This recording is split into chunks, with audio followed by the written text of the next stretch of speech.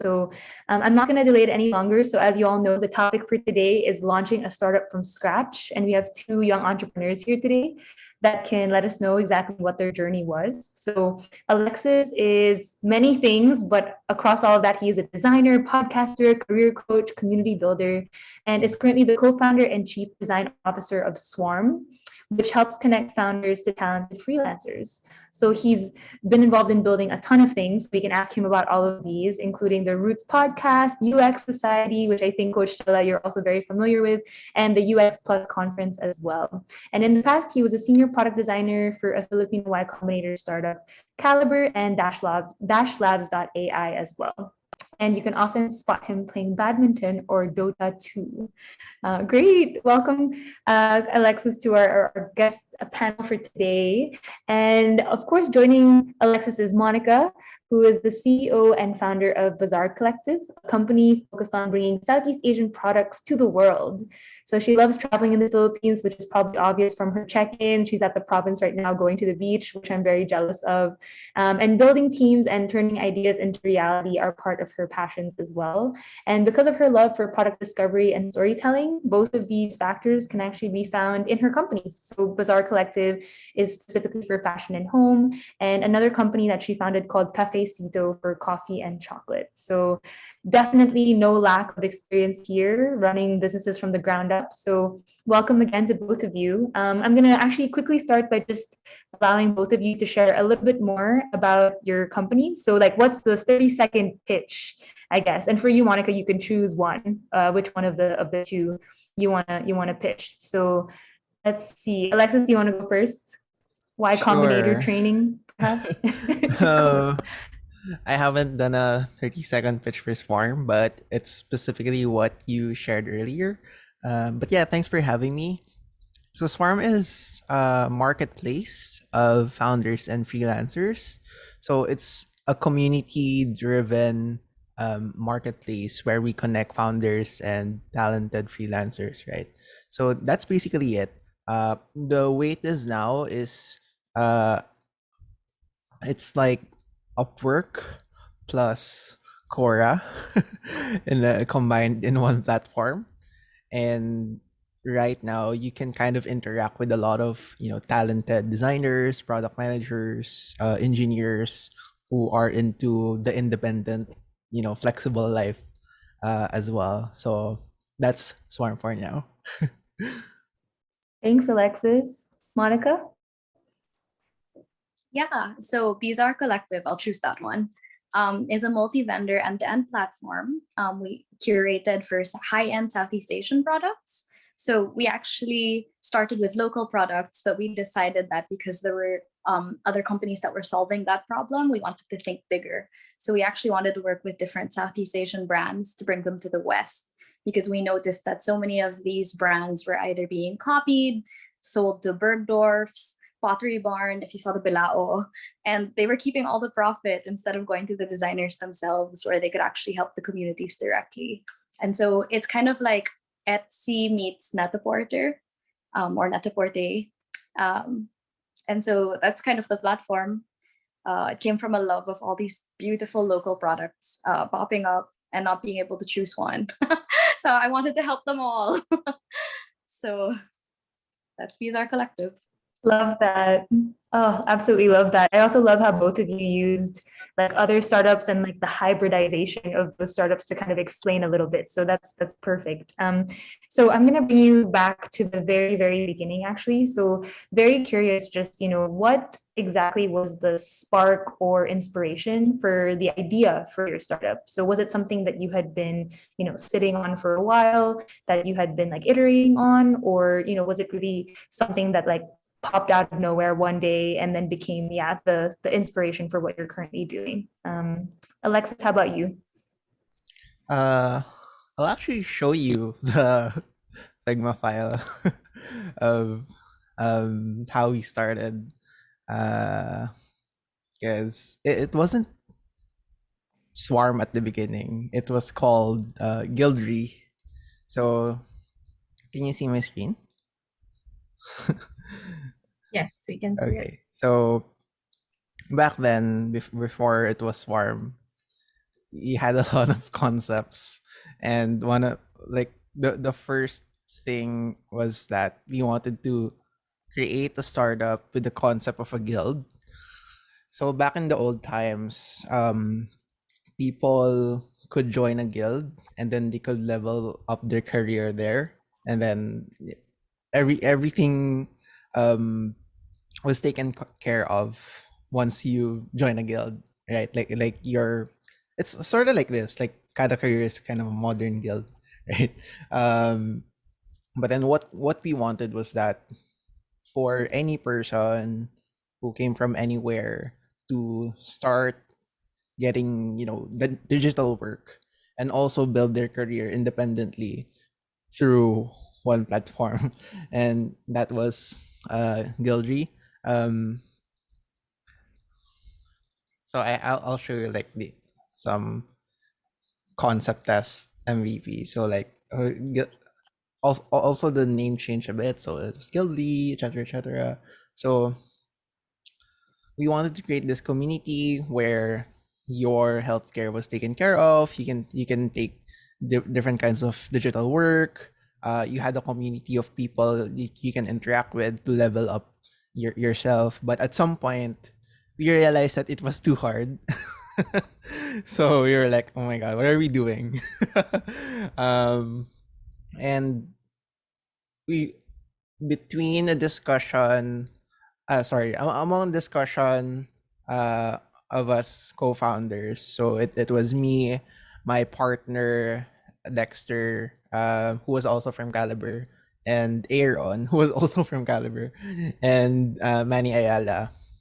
We had some sort of breakthrough discussion together, that we were like, when people solve problems, they swarm together, right? Like they come in, join the fray, and like talk about the problem and fall in love with the problem and solve it together, right? And like, is there a current platform that does it this way? So we were like, no. So we while they were talking, I kind of tried to ideate it. So I did it this way, right? Like this is the super super first version of like Swarm, like as a demo kind of thing. So there were as a feature, it like had threads. Um, yeah, I don't know why I have a picture of me here. But the concept was, you can post an idea, people can come in and help iterate the idea with you through normal discussions, right? Just a normal forum basically. But we wanted to call them swarms. So for example, Mad Eats is another YC company in the Philippines, right? So you can post a swarm on it. Um and then people can see, I mean, people can, come in and reply and stuff and start a proposal for a project. That was kind of the idea. But I think my point is that we didn't have a perfect vision of the company.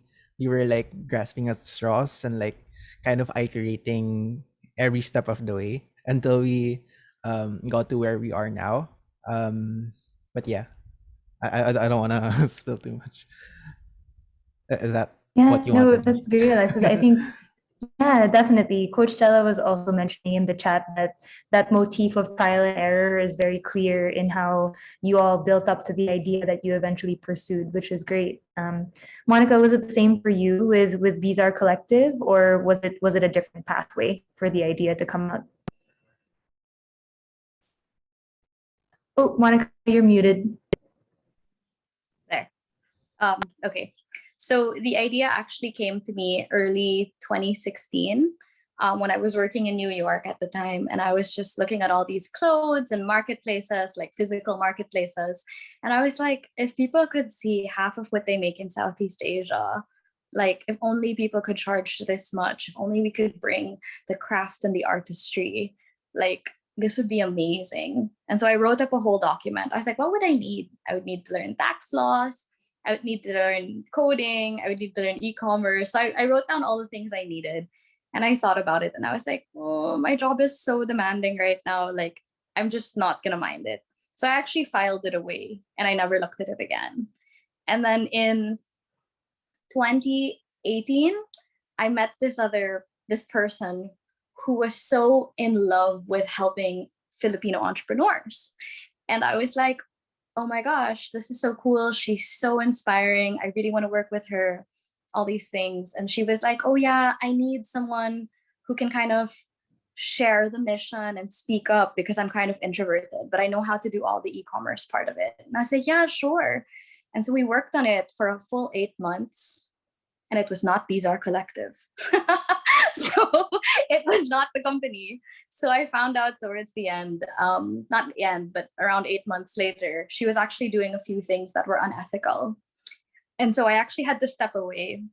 And I was like, I'm really sorry. Like, we don't have the same value. Like, it was really hard for me because I had poured my heart and soul into it for 8 months. But it was really cool because I got to be exposed to like the e-commerce platform building and understanding the different things that I needed. And so after 8 months, I was like, am I just going to continue? Like, we're about to incorporate, like, I have to make the decision here and now. But I was like, I ethically can't get on board with what she's doing. And so I literally had to like say goodbye to everything that we had built. And I was like, I'm sorry, I can't.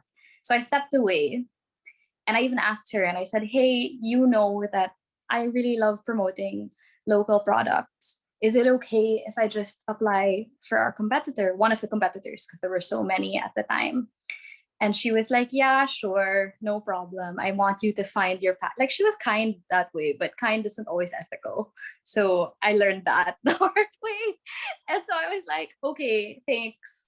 So I applied to this company and I was like, oh man, I'm so tired of being a founder. Like, I just want to work for you guys and find the brands and like, like onboard things. And so this company was actually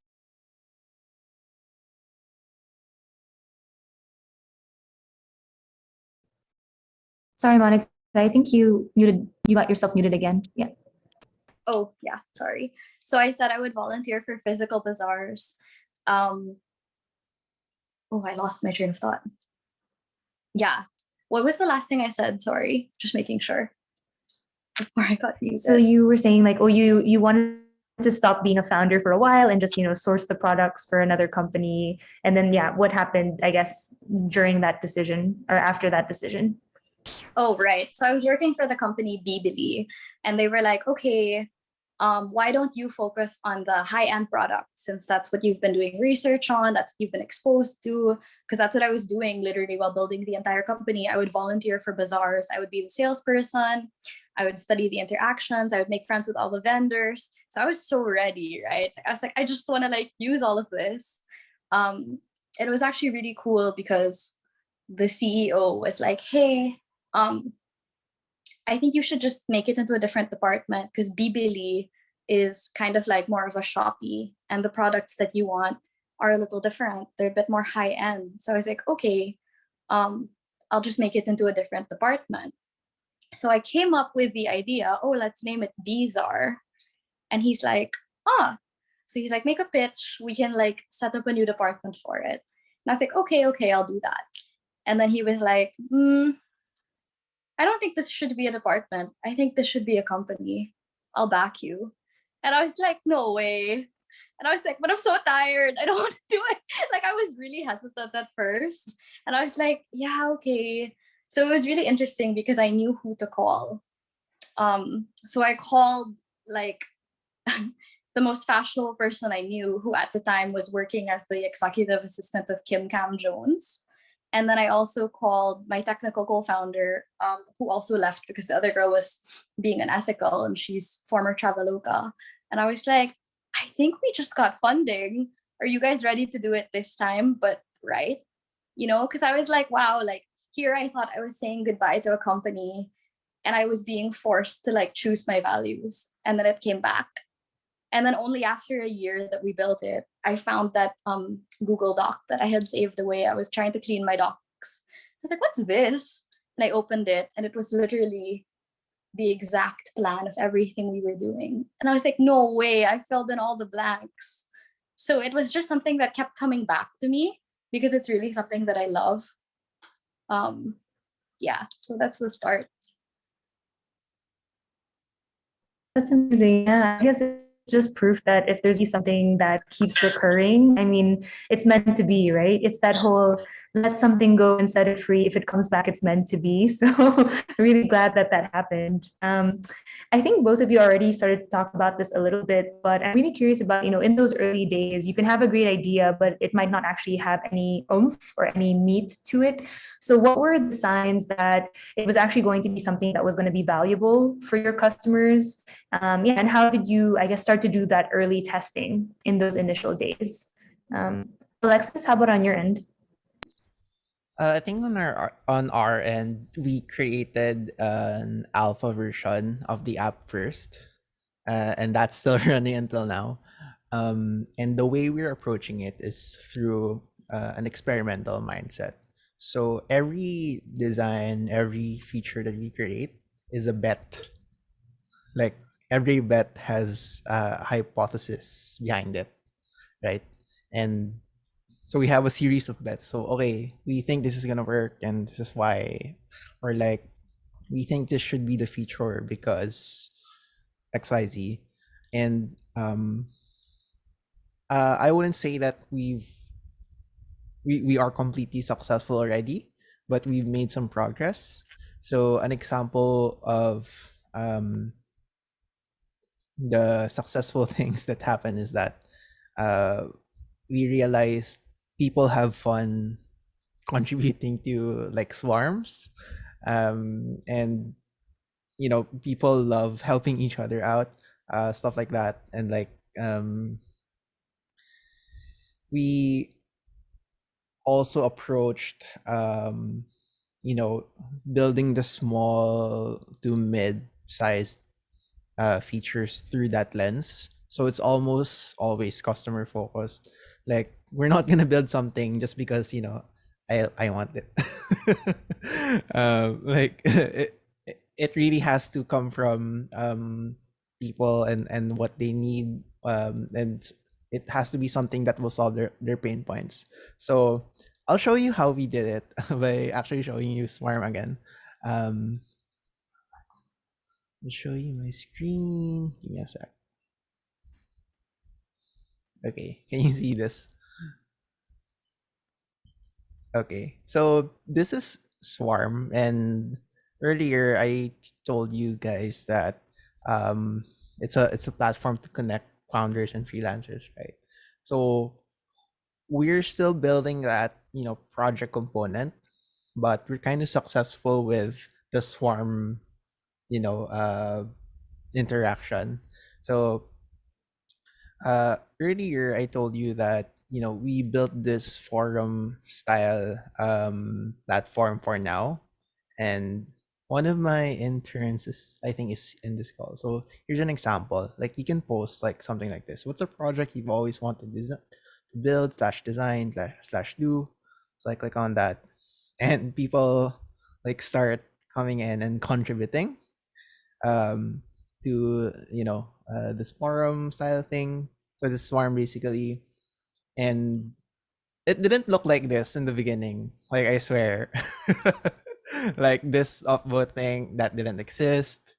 um this rich text editor kind of situation, it didn't also exist. But now you can mention people, yeah, I can mention myself, and like delete stuff. Like stuff you would think that are supposed to be there on day one aren't there. So you're like, okay, we won't let people delete their replies. Why not?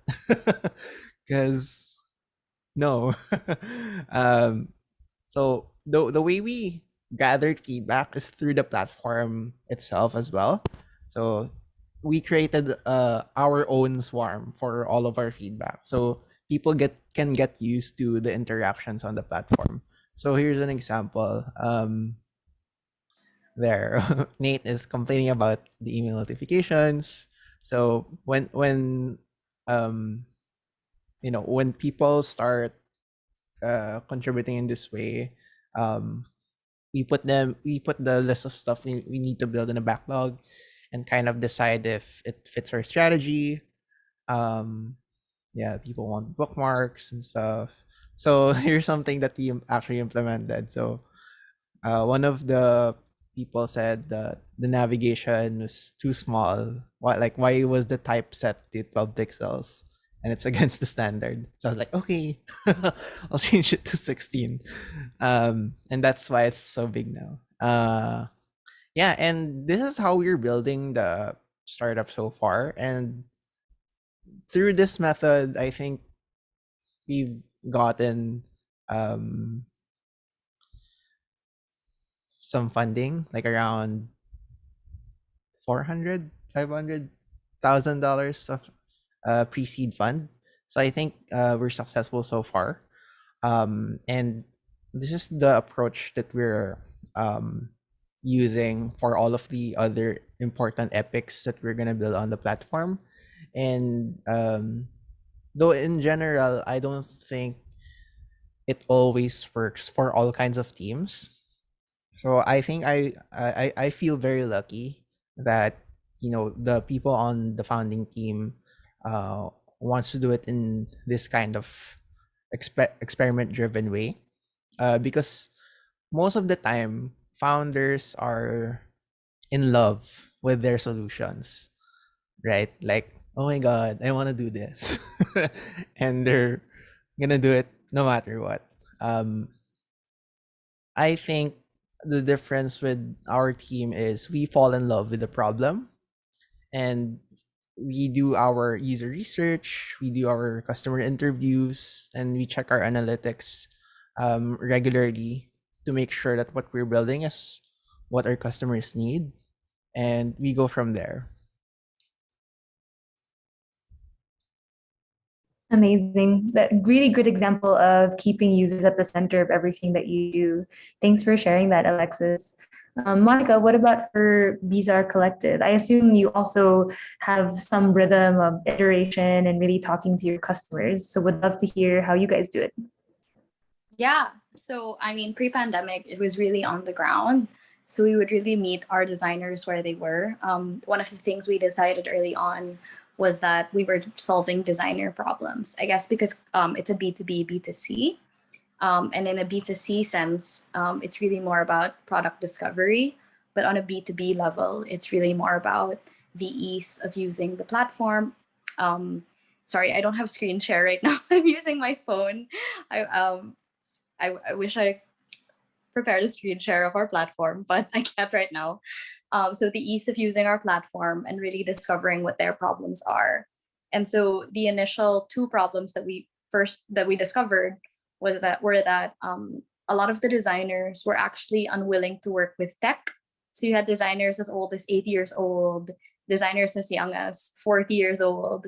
And a lot of them were kind of just asking their nieces, their nephews, their kids to kind of like do the tech component of their business. So a lot of them, especially when we had started building this, were not part of the digital transformation yet. So because of pandemic, everyone's kind of forced to go into the digital space because there's nothing that's happening in person. And a lot of them actually weren't able to fulfill international orders. So they missed that opportunity of being able to charge higher to different clients, because these clients would find their local websites and ask for lower prices. So our country and Southeast Asia, we're actually known for exporting, where you sell in bulk and you raise the price, or even you buy the price individually at a higher retail price. And so what we did was we made our site IP sensitive in a way that so that if anyone is viewing it outside from where it's being sourced, it's actually going to be at a higher price to the benefit of the designer, because that's how much it would have cost if you bought it in that country anyway. As well as, we also tested on Shopify on our really early days. So we essentially built our own Shopify, but the difference is we actually muted down a lot of the features and we're able to build around the different problems of the designers. So when they have requests or when we want to plug in the different APIs, like I said, for the location-based pricing or whatever features the designers might need, that come team. So Great. So great to hear that there's also so much learning that happened like as you went along. So clearly things like shifted and that you responded to it well as well. By the way, Monica, happy to share my screen for you if you want. I have your website up just now. So in the next question, also very happy to do that. But there's a great question in the chat here from Coach Stella about something that both of you have already referred to, which is team. Both of you have like mentioned your team members and you're very, very proud of the people that you work with clearly. So her question is, what have you learned about building a team or pulling the right people in for a startup specifically? Maybe Monica, we can start with you this time to shake it up a bit. sure. So for me, when it comes to building teams, never pick people with the same strengths as you. So everybody kind of covers some ground. So you have your detail-oriented people, you have people who are so immersed in the tech space, you have people who are good at networking, you have people who are good at organizing. And so each one of us has a different, really strong personality, but we cover all bases. And so the same goes for like interests. Like some people are more interested in the fashion side of it, the actual tech side of it. Some people are interested in the people management, the storytelling. Some people are interested in the numbers. And so what I really like, and I always relay this to my team, is I want them to love what they're doing. And if they don't love what they're doing, let's find something that you love. And I'll just like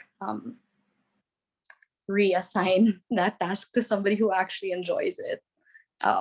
So that, you know, they can actually enjoy the work that they do and I actually get much better results from that.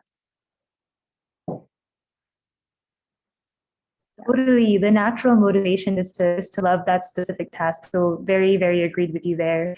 Alexis, how about you? I noticed that Pauline, I think, who is one of your team members, is on the call. So yeah, how do you, rally your team and how do you make sure you're pulling the right people in? Pauline, you wanna answer? No, just joking. I think the way I think about team is similar to how Monica described it. I want to build a diverse team, but of course, diversity comes in lots of flavors, right? I think what I specifically look for is that every person I add to my own team should add something new to the table and enable a new set of capabilities that we could not do before. So I'm not looking for another like I can't look for another person of the same type because that's a waste of that opening or position.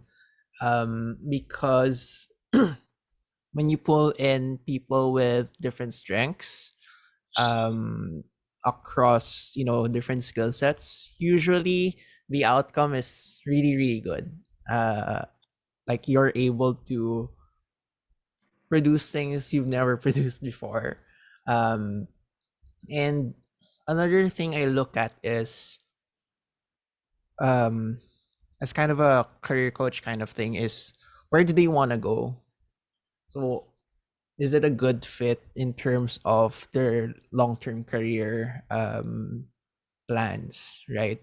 So I don't want to get people who are like just here because wala lang because they just feel like it. I want I want to be able to genuinely help them get to where they want to go. So if for example they want to build a career in product design, right, I want to make sure that the list of projects that they take in builds on the skills necessary to be a fully fledged product designer.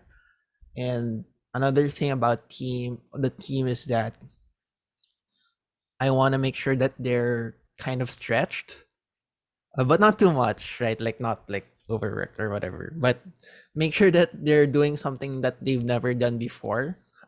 Because people leave organizations if they're not growing, right? If you don't feel like you have something to achieve, like there's no point. So I'm really a stickler for career ladders. I kind of look at what it takes to for example in the design function, because there are a lot of roles, right? So what does it mean to be a senior product designer? What does it mean to be a lead?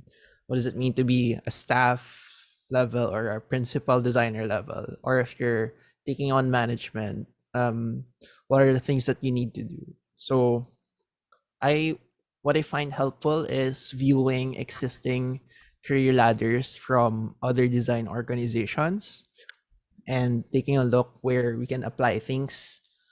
For the team, aside from the team in your function, um, people always say that you need to hire for culture fit, etc., etc. Right? But what does that even really mean? I think precursor to that is that you want to set what values or principles does the company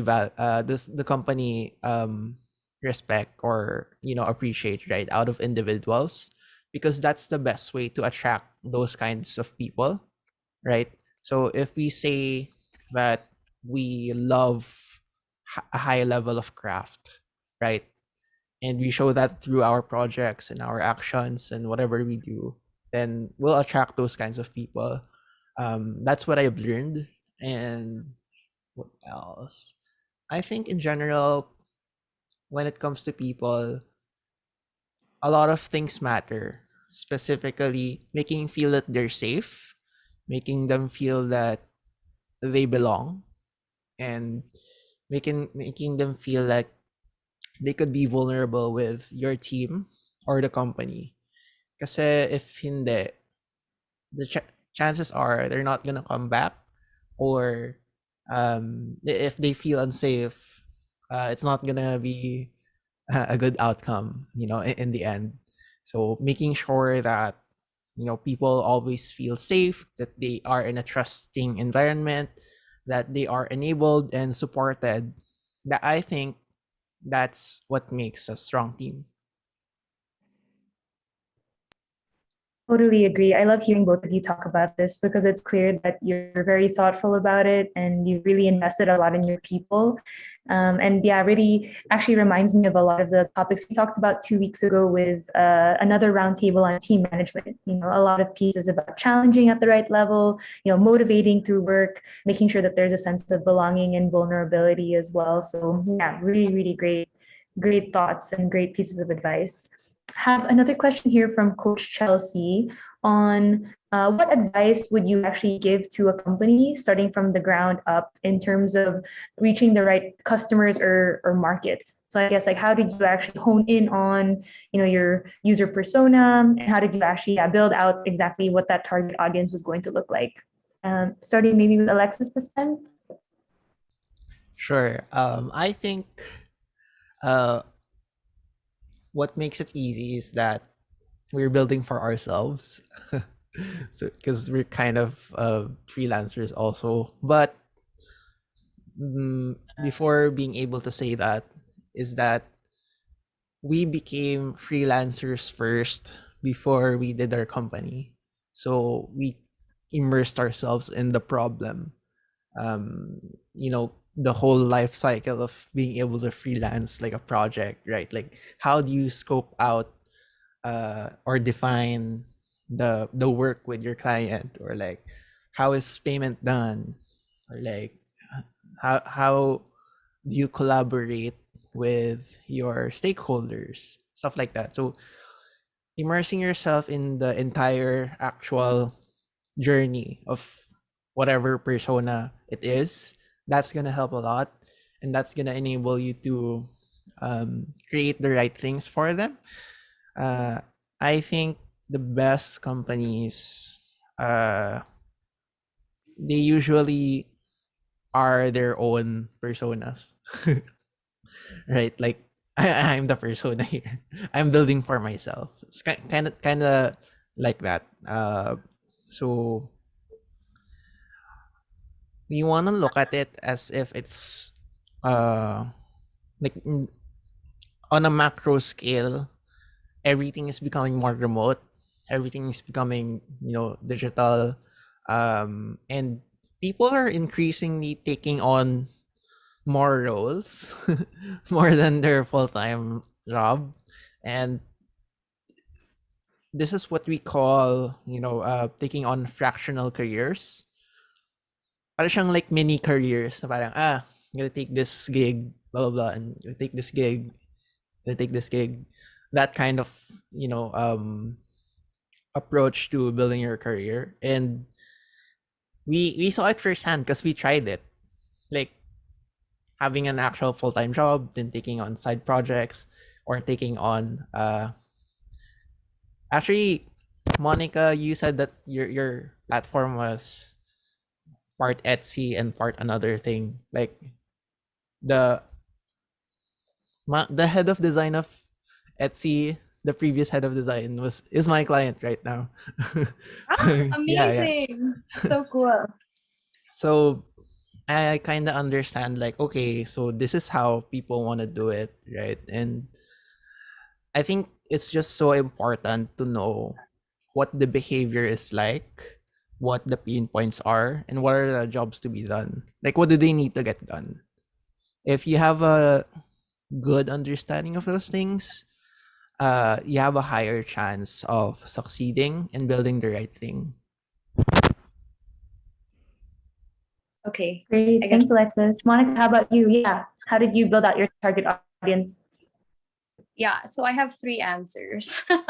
So the pre-pandemic answer would be hang out where your customers hang out. So like physically, that would be at bazaars for me. At various ones, we had so many, both locally and internationally. And like whether, depending on what your product is, right? So whatever the translation of that is offline, hang out there. Because usually a startup is a solution for something that is part of the digital transformation. So like where would freelancers hang out back in the day? Maybe co-working spaces? Maybe that's a good place to meet them. So that's my first answer. My second answer is a little more pessimistic, but realistic.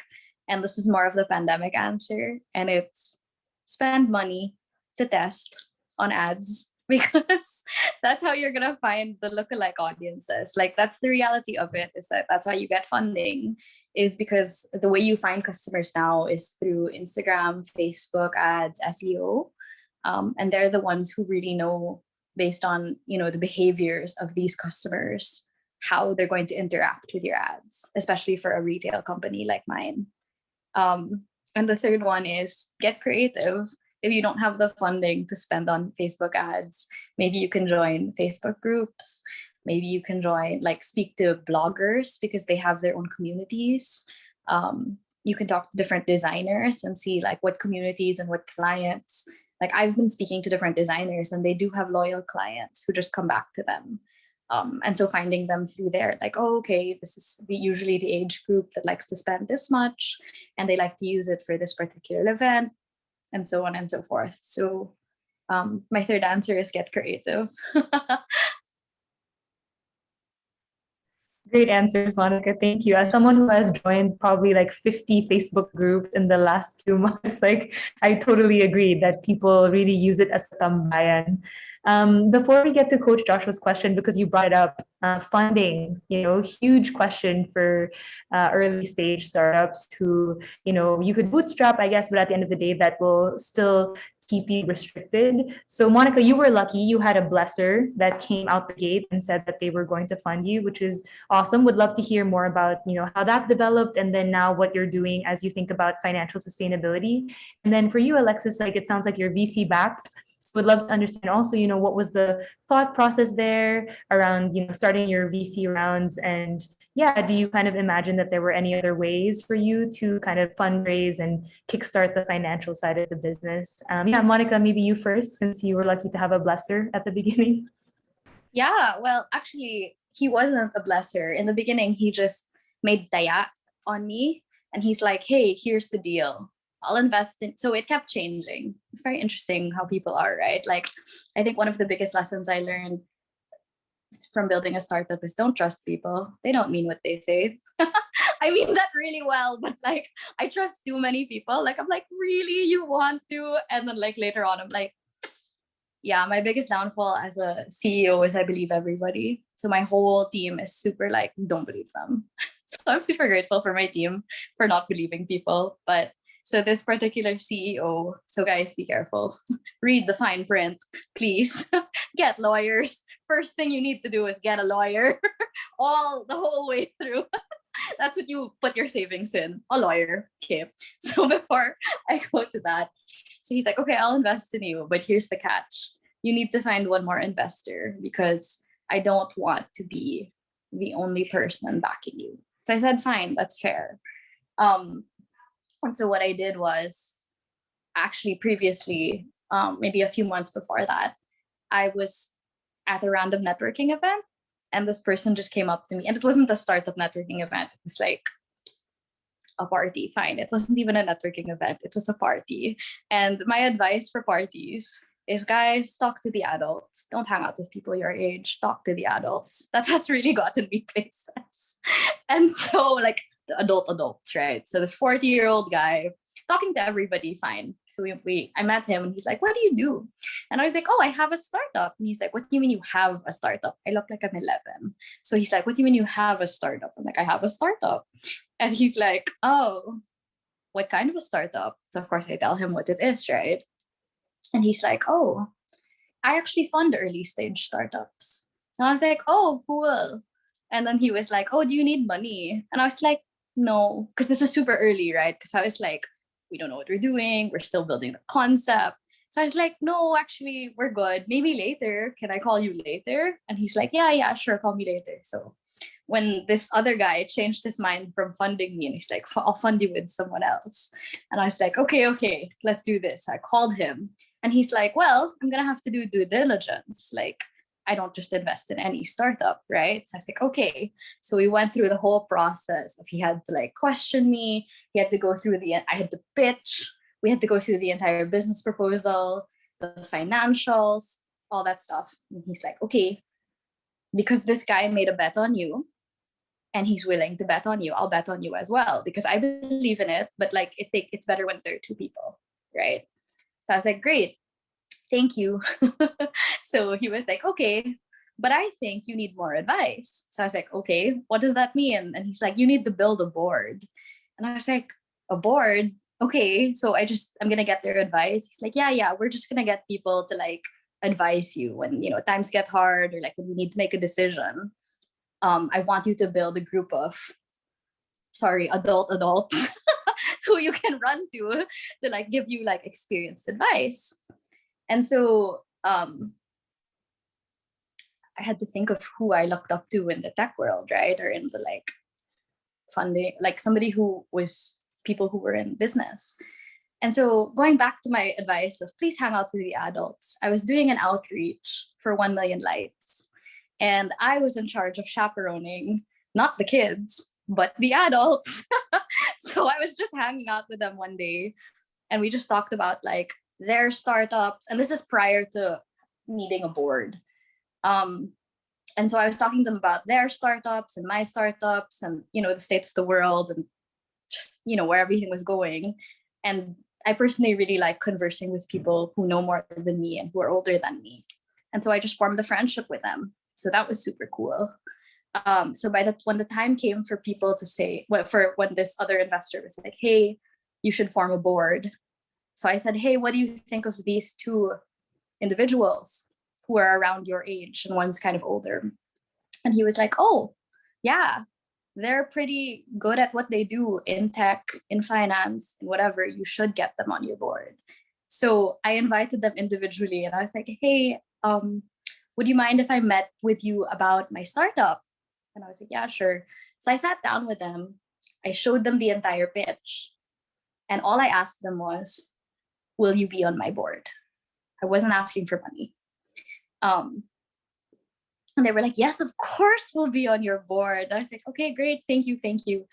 And both of them actually requested to invest. And I was like, man, this is so great. Like, I'm so grateful. And so the last person I asked for an investment, I was in trouble. This is like much later, where I was like, oh no, like I need to do KPIs. And as someone who's never worked corporate and someone who's never worked for like a big startup, I was like, oh, like I don't know how to do this. Like this is me like admitting to you I make everything up as I go. So I was like, I don't know how to structure KPIs. This is really bad. But because I make such an effort to have friends who are much older than me, I called somebody who I thought would know how to do KPIs. So I called her during the pandemic, and I basically told her all our problems, like, kind of like a mentor. And I was like, can you teach me how to do KPIs? Because I really don't know how, and I don't know who else to teach me. And she said, I don't give advice for free. I want to come in and invest in your startup. And and the only other person I asked for money said no. So I have learned asking for advice will get you money because they're kind of invested in your personal growth. I mean, obviously everything has to be clean. And you have to ask the right people. Like these aren't random people who have nothing to do with the startup. Like they actually do have some background. So the person I was asking for advice actually had a physical store that had different fashion brands. And she actually has several tech startups behind her. So it's not like she doesn't know what she's doing. And the other two also have invested in several startups. So again, it wasn't that they didn't know what they were doing, but because they want to, like, the more advice I asked from them, the more invested they were, I guess. And then the one person I asked for money directly was like, no, I'm not going to give you money. Do your homework some more. So I highly recommend seeing first, like, who would be lined up with your startup and seeing what they think and if they believe it enough to actually back it. So that's kind of my experience. I've been offered different investments. I've had to turn down some because I don't trust people's character. I learned not to trust people. You kind of hear a bit of it in the startup world. You're like, oh, careful, their deals are shady.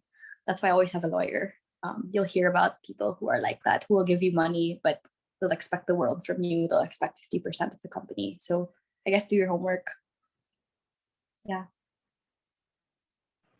So thank you, Monica. So unfortunately, Mitchie had to drop off due to our board meeting also happening at the same time. So on that note, same wavelength. So just the last question real quick, going back to the idea of giving advice and getting feedback. So we have a question in the chat. So curious how you guys are keeping the people in your startup challenged. Would you assume the person to have initiative to feel challenged, or would you rather have it both ways, which you and both the person are challenged, if it makes sense? So if you guys have any more questions.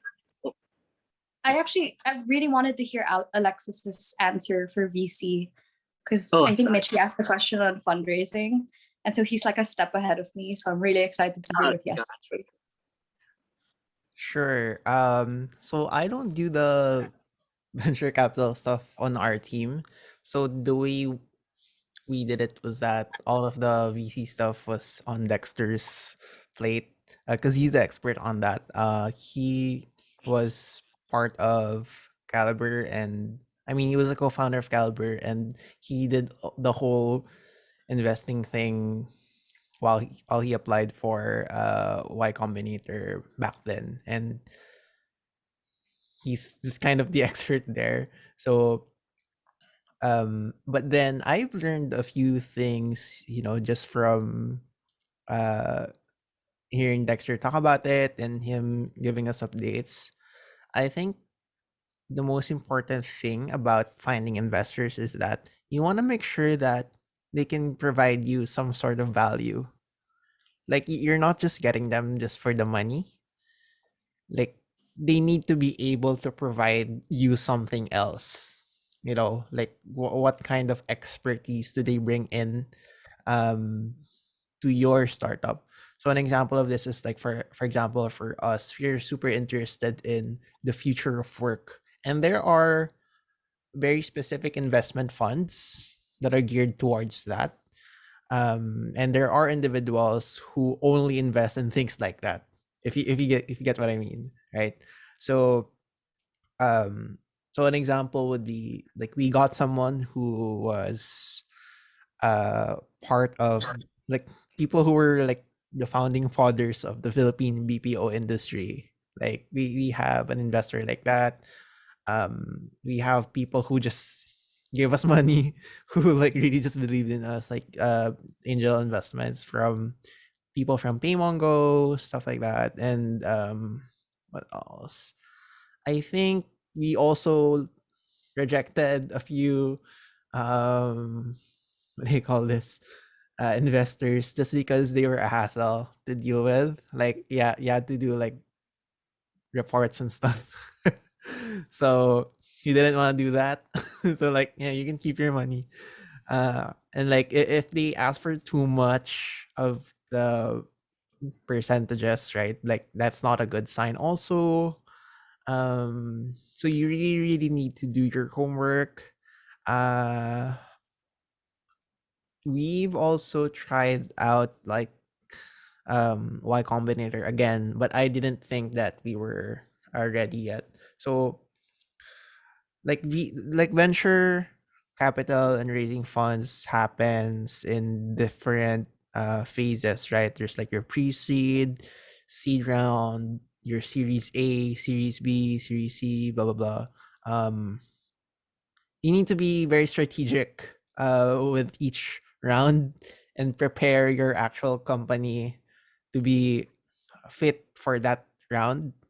And basically, the goal for you and the team is to provide the evidence that you're worth the investment. And that means, like Monica was talking about KPIs earlier, there's this framework called OKRs. So it's called Objectives and Key Results. It was made at Google, and you can kind of use this framework, and you want to put the most important objective, right? The O is the objective, and then key results under that. So for example, for us, we want to get to prove that we can service people, uh like we can service projects in an end-to-end basis. And what's the proof of that? Like what's the evidence? So for us, that means like by October, we need to be able to finish like two projects with people, two monetized projects with people, something like that. And then you want to grow that month on month. So every month, this is the number of projects until February. You want to get to 20 projects. And another thing that I learned that is that the power of compounding uh, is important, right? Even if it's a small number, but the number is compounding over time, like that's usually a good signal. Um, so it doesn't need to be like super big numbers in the beginning. Uh, but yeah, you just need to make sure that you're growing over time. Yeah, I think that's my answer. Does that help? I'm not sure. Uh, Yeah, makes a lot of sense. So actually, I was part of the like fundraising committee like last cohort. So I think making donor profiles, sending out cold emails, like I relate with both of your experiences. So thank you so much for sharing your insight on that. So now we have like one last question, like going back to the idea of research, the idea about challenging ideas and like feedback. So curious about how you guys are keeping the people in your startup challenge. Would you assume the person to have the initiative to feel challenged, or would you rather have it both ways, you and the person? So this will be our last question, but if you guys have any more questions, feel free to drop it like in the chat. We can take like one or two more. Yeah. So Monica, do you want to go first? Sure. So one of the things I always ask my teammates are how full is your plate and how close are you to burnout? And so those are two different questions. I ask them to rate it on a scale of 1 to 10. Like, how full is your plate? And they're like, I'm a 6. Or like, how close are you to burnout? I'm a 2, I'm an 8, I'm a 9, I'm a 10, because those aren't always correlated. I mean, they're correlated, but they're not always like causing each other. And so one of the things I always tell them is, let's maximize your plate until it overflows. And when it overflows, we will get another person, just so we know what your capacity is. So that way we're always pushing and maximizing that everyone on our team is doing their best and pushing out the best results without compromising their mental health.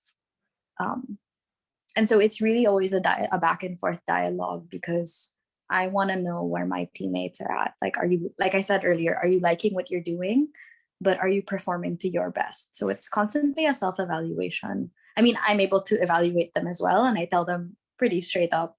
I haven't really come up with like a format more formal than that. I mean, my team has tried to make me come up with something more formal than that, but I'm a more of a free flower kind of feedback relationship person, so they have to work with me. But yeah, I think it helps having interpersonal relationships with everyone on my team. So Thanks so much, Monica, for that very amazing answer. So, Alexis? What I thought of when it regards to challenges is that um I'm the manager of the design team, right? So what's important for me is that I set up regular cadences to talk to people one-on-one every week. So the one-on-ones are extremely important if you're a manager, because it's not just for status updates, like you don't do the one-on-ones because, oh, how's your work? Ganyan. It's not like that. You want to frame it in a way that your direct reports own the agenda, and typically during the one-on-ones you plot out their career with them. It's the avenue for coaching, for um, giving feedback for their work, and things like that. So when it comes to challenging them, you can say it outright, right? Na, hey, I really like Monica's approach also, like this, asking them in a scale that could be a very useful tool, engaging, right? Like if they're feeling challenged or if there's too much on their plate. But either way, a manager should be able to develop that trusting relationship with the direct report, such that you can challenge them to do more things, but also evaluate if what they're doing is too much. And I think the concept of motivation also depends, right? It's not just about the manager challenging the direct report. It's a ton of other different factors that you can understand, also as a manager. Like, are they doing it for the mission or the vision of the company? Are they just doing it for the money? That's not bad. Everyone needs money. um or like, do you genuinely actually enjoy what you're doing, or do you feel like you're growing in your role? So if not, then how can you remedy that? How can you intercept, right? So in that case, you might want to give a more challenging project, or provide an opportunity uh, where their interests lie in, or you know those kinds of things are the most common solutions to the challenge problem. But I think it's hard to breed the challenger mindset with employees. So you might want to filter for that when you're just hiring pa lang, right? Kasi hindi naman lahat ng tao like, let's go. Like super hustler mindset, diba? And you also want a healthy dose of diversity in the team, and not everyone is like that. So if you want to build a team like that, right, you might want to um, sculpt the environment such that you get to invite people who think like that. And I think through the interview process, you can also spot it, in how they do their projects, in their body of work, in how they react to certain prompts. Um, so I think there are a lot of interventions, but I think if the person is already there, making proper use of your one-on-ones will work. But just to answer the question, I think it should come from both the employee and the manager. Thank you guys so much for those amazing answers. So just to wrap up everything, can everyone in the room just type out their biggest learning from both our amazing speakers and something that you're grateful for? Firstly, I'm grateful to be here to see all of you guys like from different places.